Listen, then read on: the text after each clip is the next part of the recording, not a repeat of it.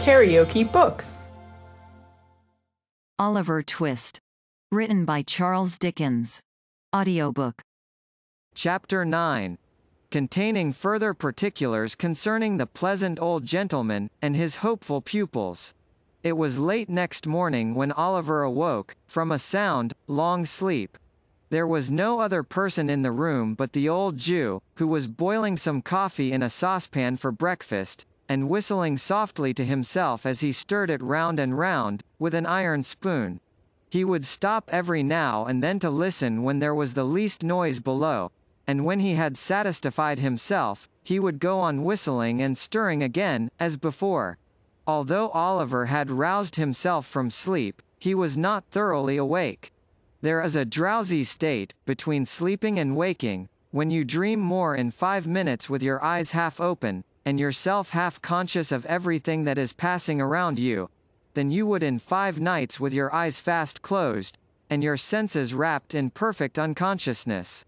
At such time, a mortal knows just enough of what his mind is doing, to form some glimmering conception of its mighty powers, its bounding from earth and spurning time and space, when freed from the restraint of its corporeal associate.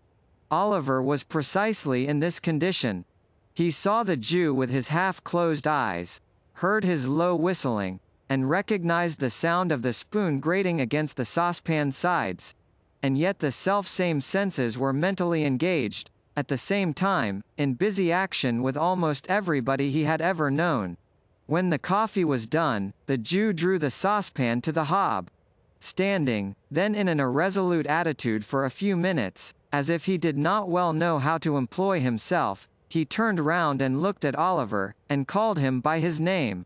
He did not answer, and was to all appearances asleep. After satisfying himself upon this head, the Jew stepped gently to the door, which he fastened. He then drew forth, as it seemed to Oliver, from some trap in the floor, a small box, which he placed carefully on the table. His eyes glistened as he raised the lid, and looked in. Dragging an old chair to the table, he sat down, and took from it a magnificent gold watch, sparkling with jewels. "Aha!" said the Jew, shrugging up his shoulders, and distorting every feature with a hideous grin. "Clever dogs! Clever dogs! Staunch to the last! Never told the old parson where they were. Never poached upon old Fagin. And why should they? It wouldn't have loosened the knot, or kept the drop up, a minute longer. No, no, no! Fine fellows! Fine fellows!" With these, and other muttered reflections of the like nature, the Jew once more deposited the watch in its place of safety. At least half a dozen more were severally drawn forth from the same box, and surveyed with equal pleasure, besides rings, brooches, bracelets, and other articles of jewellery, of such magnificent materials, and costly workmanship, that Oliver had no idea, even of their names. Having replaced these trinkets, the Jew took out another, so small that it lay in the palm of his hand. There seemed to be some very minute inscription on it, for the Jew laid it flat upon the table, and shading it with his hand, pored over it, long and earnestly. At length he put it down, as if despairing of success, and, leaning back in his chair, muttered, "What a fine thing capital punishment is! Dead men never repent. Dead men never bring awkward stories to light. Ah, it's a fine thing for the trade. 5 of 'em strung up in a row, and none left to play booty, or turn white-livered."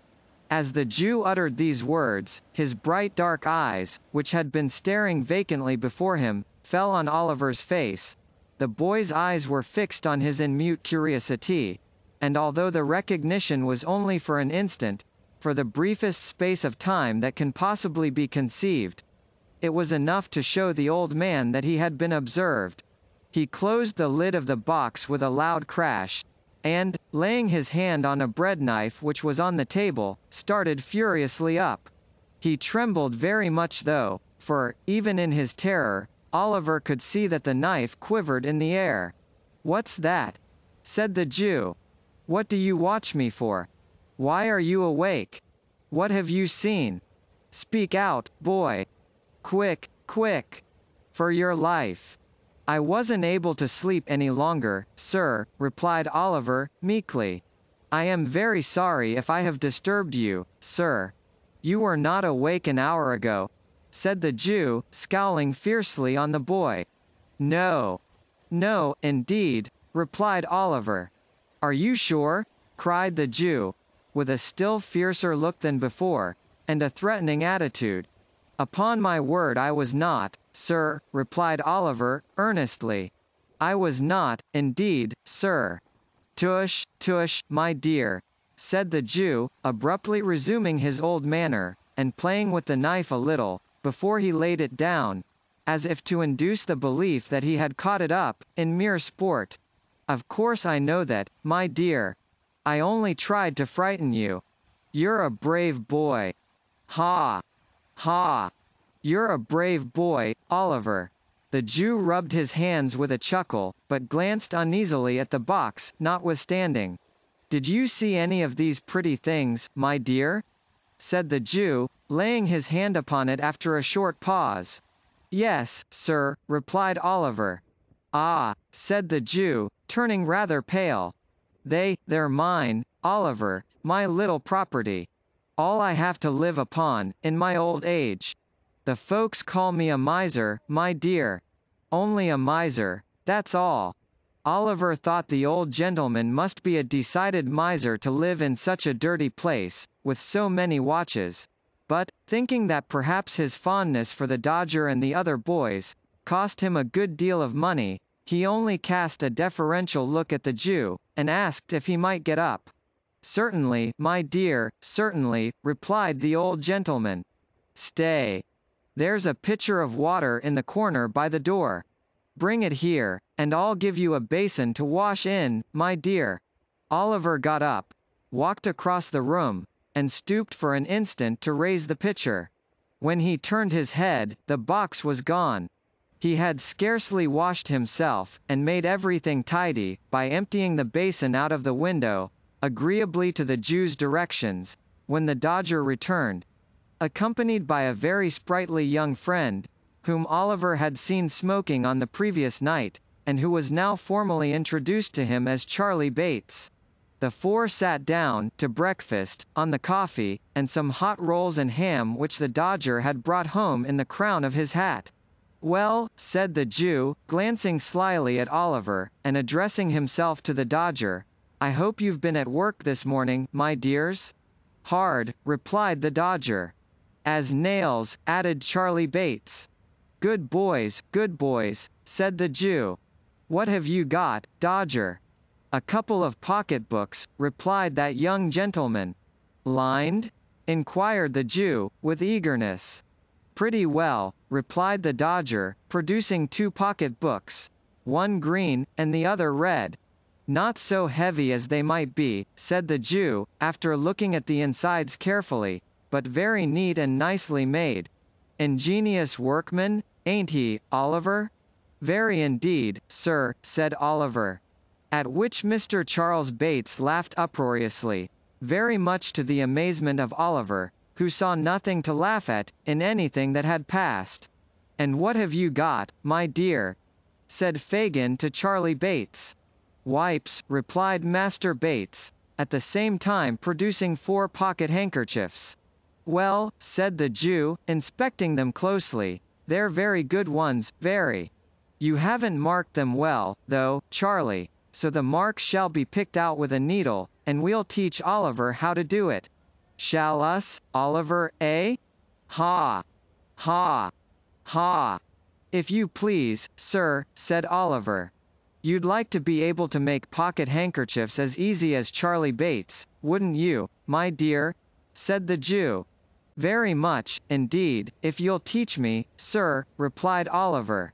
Master Bates saw something so exquisitely ludicrous in this reply, that he burst into another laugh, which laugh, meeting the coffee he was drinking, and carrying it down some wrong channel, very nearly terminated in his premature suffocation. He is so jolly green, said Charlie when he recovered, as an apology to the company for his unpolite behavior.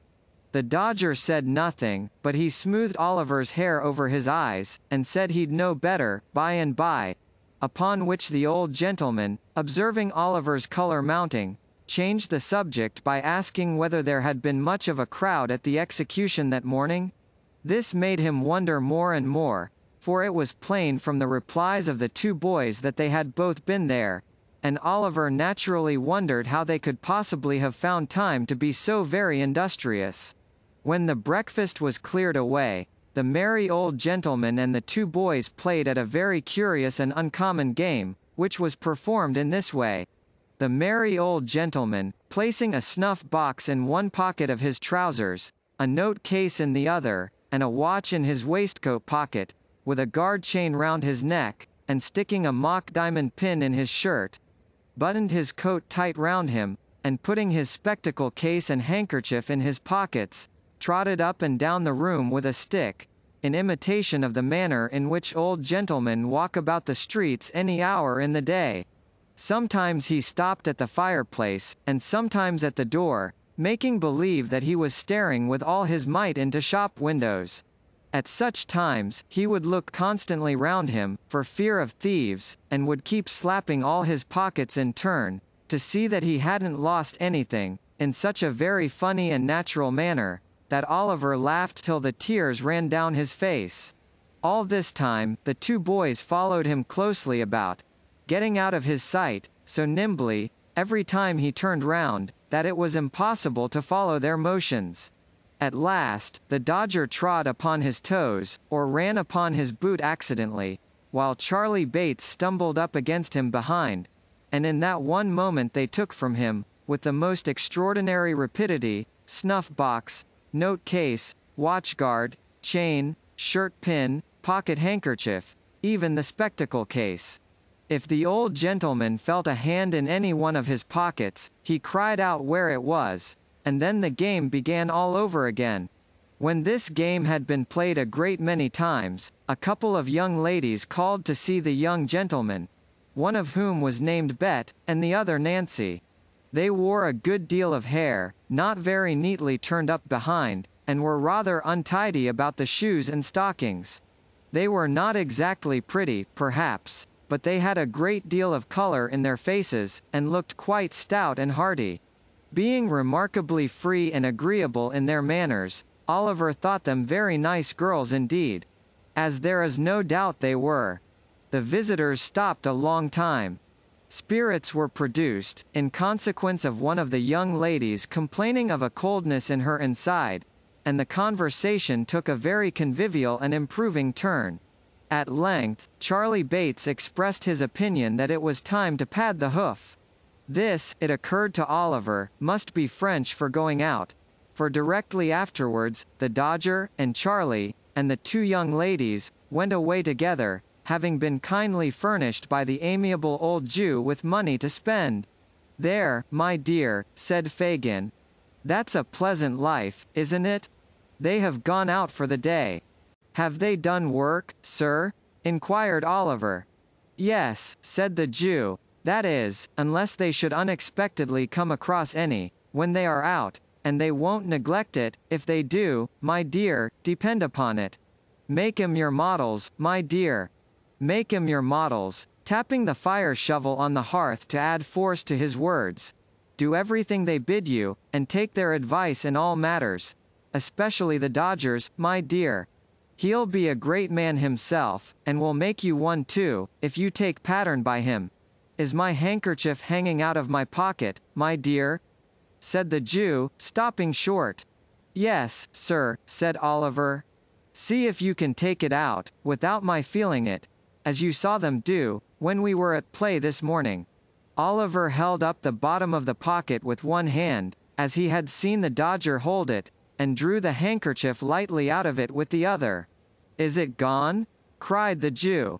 "Here it is, sir," said Oliver, showing it in his hand. "You're a clever boy, my dear," said the playful old gentleman, patting Oliver on the head approvingly. "I never saw a sharper lad. Here's a shilling for you. If you go on, in this way, you'll be the greatest man of the time." And now come here, and I'll show you how to take the marks out of the handkerchiefs." Oliver wondered what picking the old gentleman's pocket in play had to do with his chances of being a great man. But, thinking that the Jew, being so much his senior, must know best, he followed him quietly to the table, and was soon deeply involved in his new study. KaraokeBooks.